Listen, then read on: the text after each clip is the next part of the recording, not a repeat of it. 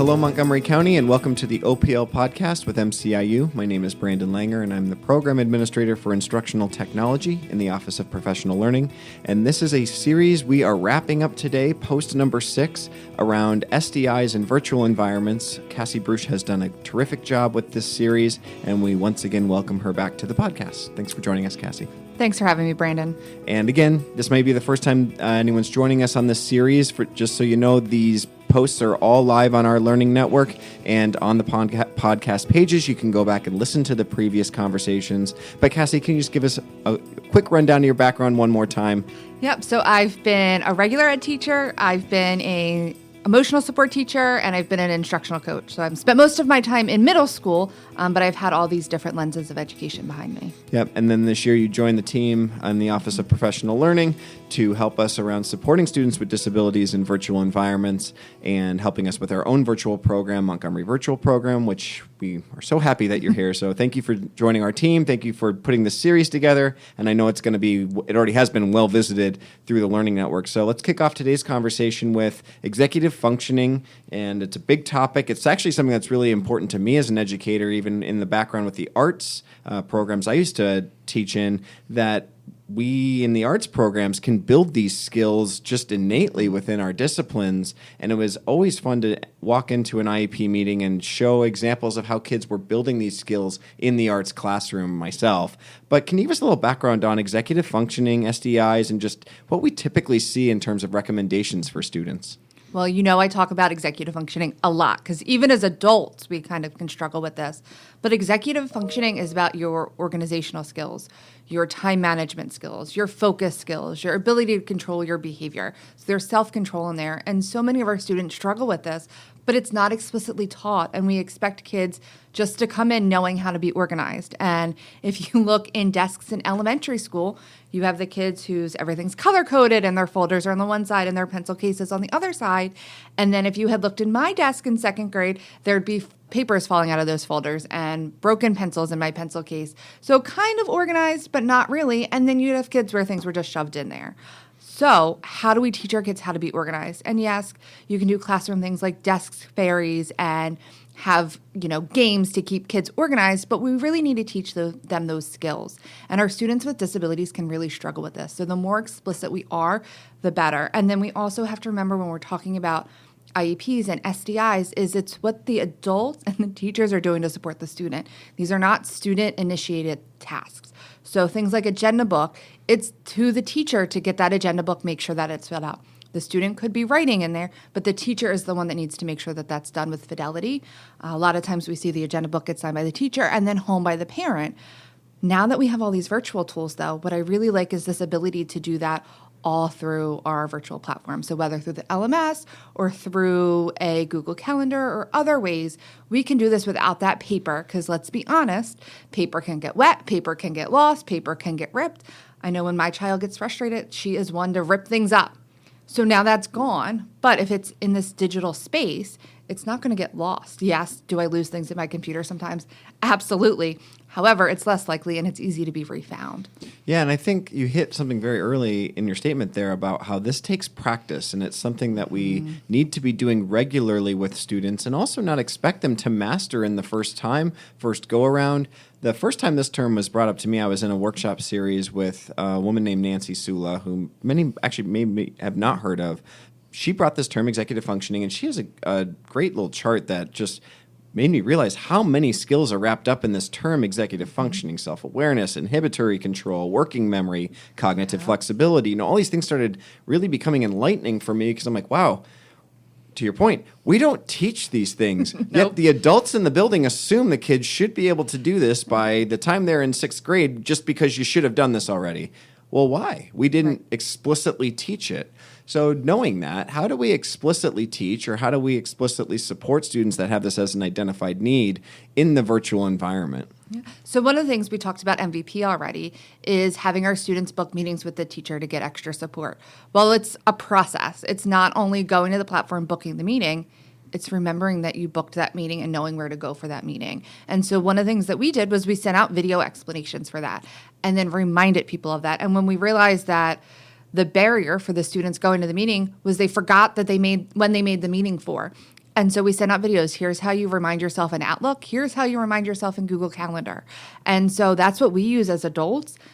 Maybe somebody taught us, maybe not. Maybe it just was a culture of the work that we do. But we need to teach that to students, and then knowing that that's going to carry on with them, that skill later in life. One of my, what I would consider like best practices for meetings is I always put the notes or the supporting documents in the meeting invitation. Mm-hmm. Yes, it's in Google Drive, but if you open up my Google Drive, there's a lot in there, and it's organized to a point. But it's so nice to be able to open that meeting invite. When you and I sat down for this, we had our notes ready to go. We had the post ready, and we could review that, and we were ready to start. We didn't waste 2 to 3 minutes both pulling the document up. Yeah, and I do something similar. I mean, my executive functioning tool for myself is Trello. You all know that. You're on my team. But I just live in there. And like you said, I have a million different pieces. Some of it's, a Google file. Some of it's PDF. Some of it's this email thing. And I can put it all, attach it to a card that helps me track the work, not the files. Mm-hmm. And I think taking time, even in school buildings, when you're in your virtual environments in school buildings, because as we've talked about multiple times, those exist as well. Modeling that for students is an important practice. Mm-hmm. And even sharing your strategies as an adult with students of, well, this is how I approach organizing my drive, or this is how I approach organizing my tasks. And showing kids that can be almost as important as any content you're going to share that day, because they can take your task, if it works for them, and replicate it class to class to class to class. Yeah. You've done a lot of great work around supporting our MVP students with these type of tasks, but the things you highlighted never said, we're going to go book the appointment for you. We're going to send the reminder for you. We explicitly armed the students with the ability of how they could improve their practice, and that's the thing I think that's ringing true for me in what you're saying. And I think thinking about especially our students in secondary levels is preparing them for post-secondary, whether they're going to community college, whether they're going to a 4-year college or to the workforce. In our personal life, there's a reminder in my Google Calendar that my daughter has a dentist appointment. Mm-hmm. I can send that reminder to my husband if he's the one taking her. Mm-hmm. And so we have all these tools built in, and now we carry phones around. When I was in middle school, I did not have a smartphone, or in high school have a smartphone. So I was a paper planner person. I think I have finally, now that we're in this pandemic world and there's all these virtual tools, I think I fully committed to switching over to just a virtual calendar. I still carry my paper one, but that was ingrained in me. And so when I went to college, I was one of the few people who still used a paper planner to keep track of everything. And yes, our LMSs have a lot of that built in, but the process of writing it down for me is which was helpful. And so for students, when we teach them why we're using these tools, how to use these tools, and even different methods. I was a Post-it person for a long time. My Post-its would fall off sometimes and I'd lose my mind. But now I can use my virtual Post-its, and there's Post-it apps and stuff. And so when we call these out to our students, they're learning from us, but we have to be explicit about how we're using it and why we're using it. Mm-hmm. And try things that you don't necessarily know what the outcome's going to be. We're doing a little iPad pilot with our team around how we could make hybrid work maybe be more creative for ourselves, is something that me and my team are working on. Cassie's on that team. But I said from the get-go, we're going to try things and it's not going to work, and that's okay. Then we'll know that's not something to move forward with. Being vulnerable like that in front of students is also equally helpful because they feel like they're a part of it. And I think the part that Patton with their resource kind of wraps in here at the end is we model vulnerability and we model learning. It really does build student self-efficacy. Building these executive function skills can really help support student self-efficacy. And I think that's what the point they're trying to make by tying the two together in the resource that you've provided in the posts. And we've been kind of breaking apart through these conversations are those posts. So this is the last conversation. And I'm just curious, looking back, we've done 6 posts on a variety of different SDI types and that type of thing. Takeaways, SDIs in virtual environments, in the Twitter version, what has been your key takeaway from these conversations? I think the big thing for teachers and even parents to do is to learn the platforms that your students and your children are using. So what LMS are they in? What features are in there to support your students with disabilities? Yes, it's good for all, but some of them really need it. And so how are we using the assignment tools? How are we using the task list? How are we using to-do lists? What's in there that's going to help? And it might be, like you said, trying things that aren't sticking. Or it might be doing 2 things the same way differently. So students, different types of learners are getting it in different ways. We also have all these add-ons and all these other district resources that we've got. And so really learn how to maximize that and really how to leverage that to support your students overall, whether they are virtually learning or in-person learning and still have these virtual platforms. Yep, and I'm going to piggyback on that statement as well. You've highlighted a couple things: accommodations, modifications. We've talked about common SDIs, executive function SDIs. I think my takeaway is how we could invest in that which we have if we just know it a little bit deeper with regard to the virtual environment, which you just said. And we don't necessarily need to go hunting and pecking. And I say necessarily, perhaps you need to go find something else to help support students, but chances are your toolkit has what you're looking for. You might just not know it's there. So my takeaway has just been it's okay to invest in that which you have and really dig in and try different aspects of different platforms, explore, click around, even with the students, let them go exploring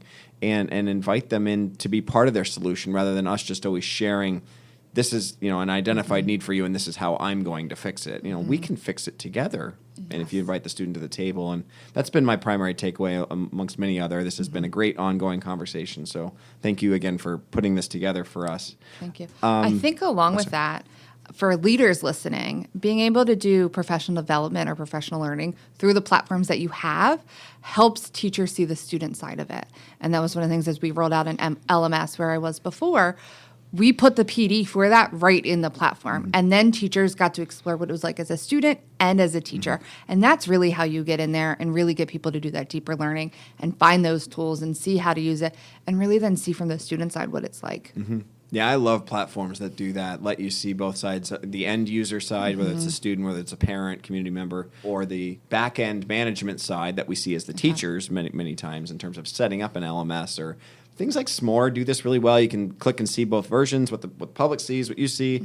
Seesaw has the same type of functionality. Schoology, as you said, modeling. So the teacher understands what the user experienced because they might not have, pre-pandemic might not have experienced both sides of a platform. So I agree. You guys are doing a lot of other great work with the special ed team here. Do you want to share just a little bit about what's upcoming for all of you after this post-series? Yeah, well, one of the things we're talking about, SDIs, one of our special ed teams, we've made this IEP writing course. And so it's kind of like a choose your own adventure. So they're hour-long segments, and then you can choose which pieces of the IEP you want support with. One of those is SDIs. So if you want to explore more of that, I suggest you check out that post, and you'll find it on our Learn Hub. Our special ed team now has a hub, Write and Learn. So we have things like our ADHD and the brain stuff is in there, our IEP stuff, this series, as well as more stuff to come.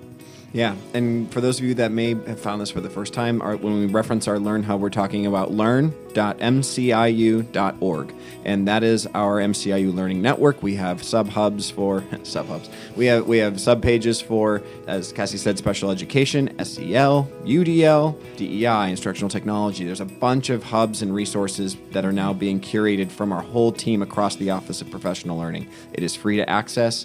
Anyone from anywhere can go search around there, find some usable content. That is where these posts are living, where Cassie is not only posting this conversation, but also breaking down the resource from Patton around SDIs and virtual environments. So great work going on. Special Educators Network had a great kickoff event here in the last month. So congratulations to all of you on that. And once again, thanks for joining the conversation here. Yeah, thanks for having me. This has been great.